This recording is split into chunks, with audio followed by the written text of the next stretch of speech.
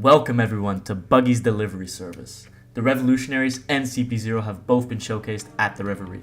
It seems as if both will play an important role during the Reverie, and a potential clash between the two covert groups could likely take place. To explain our points, we will first delve into the similarities between the two groups, and how both entities have been progressing through the story. Would it not be epic, to see a clash between Sabo and Lucci, much like the sneak peek we were given in Film Gold? Alright guys, enough waiting, let's get straight into it. CP0 and the Revolutionaries have a lot in common.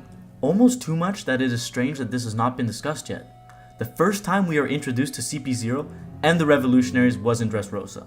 Well, it's not the first time, technically, that we've seen the Revolutionaries, since there have been panels of Dragon, and Ivankov, a member of the Revolutionaries, was present in the War of the Best. However, this was the first time we properly saw what exactly the Revolutionaries do, and next to this, revealing their second in command, Sabo. CP0 on the other hand were introduced very mysteriously, as they were introduced at the beginning of the Dressrosa arc. But they were all wearing masks, keeping their identity hidden from us, the community. However, at the end of the arc, after Doflamingo is beaten, the mysterious CP0 characters are revealed, and old-time favorite characters are reintroduced into the story. Rob Lucci, along with his trusty sidekick, let me rephrase that. Second in command, Kaku, and the ever so lovable Spandam. I'm not trying to throw shade on that man's name. So, the first connection has been made between the two groups, having key players and key components of both parties and both groups being introduced in Dressrosa. The next clear connection is that their main way of waging war is through covert ops. They are not the type to make noise and would rather have their actions not be uncovered. This can be seen by the Revolutionaries in the way that Sabo, along with Koala and Hack, were in Dressrosa to put a stop to the weapons trade that was promoting wars all over the world. They did not raise any alarms until Sabo ate Ace's fruit, and was then put on Doflamingo's hit list. Their infiltration skills, on the other hand, were showcased by Koala, when she disguised herself as a member of the Don Quixote family, to get inside the Corrida Coliseum. Next to this, Koala also infiltrated Dofi's palace in order to contact Sabo to come save Luffy's life. Regarding CP0, they are an intelligence unit of the world government. They take care of all the dirty work for the world government that they do not want to be publicized.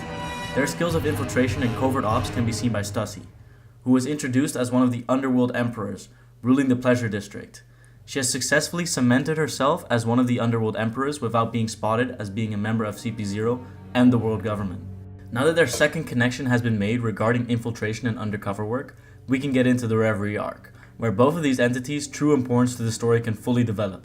The Revolutionaries have been a reoccurring theme during the Reverie arc. First, in chapter 904, before the Reverie started, the role of the Revolutionary Army became very clear when Dragon and Sabo's plan to declare war against the Celestial Dragons at the Reverie was shown, showing us, the audience, that the Revolutionaries will be a focal point in the Reverie arc. CP0 is incredibly likely to also be a reoccurring theme during the Reverie arc. This because of how they were introduced. They made their debut at the Reverie by protecting Charlos. The importance of how they were introduced is the fact that they are introduced into the story by protecting a Celestial Dragon, the people whom the Revolutionaries will declare war against. This clearly shows to us the importance CP0 plays in ensuring the protection of the Celestial Dragons, making sure that these individuals are not in harm's way. Just think about this for a second. Why did Oda introduce CP0 in this manner? He could have also had a Marine intervene, or the Royal Guards of the Celestial Dragons. He deliberately made CP0 the ones to protect the Celestial Dragons, in order to build tension between the two covert groups. Another strong point to strengthen the possibility of a clash arising between the two groups is the fact that Kuma makes a rather depressing entrance at the Reverie. Showcased as a slave for rent, currently being rented out by our good old friend Saint Roseward.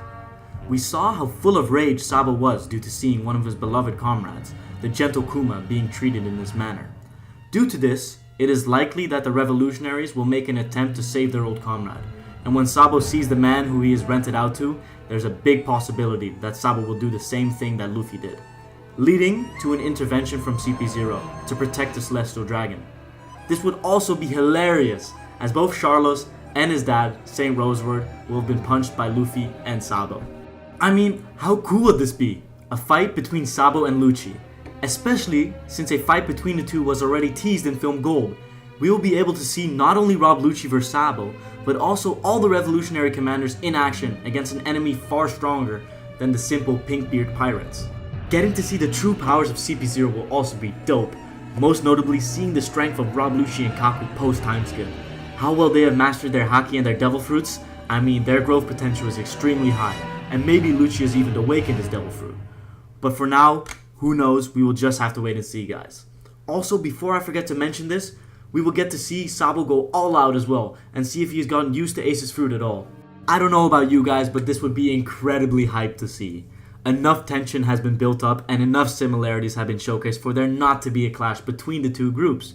And what better than having the clash be sparked by a celestial dragon at the Reverie? There's too much evidence for this not to happen. I hope you guys are as hyped for the fight as us. Let me know what you think down below and make sure to share your opinion. Also, do not forget to like, subscribe, and turn on your post notifications so that you will always be notified when we, Buggy's delivery service, serve up a fresh new video. Till next time.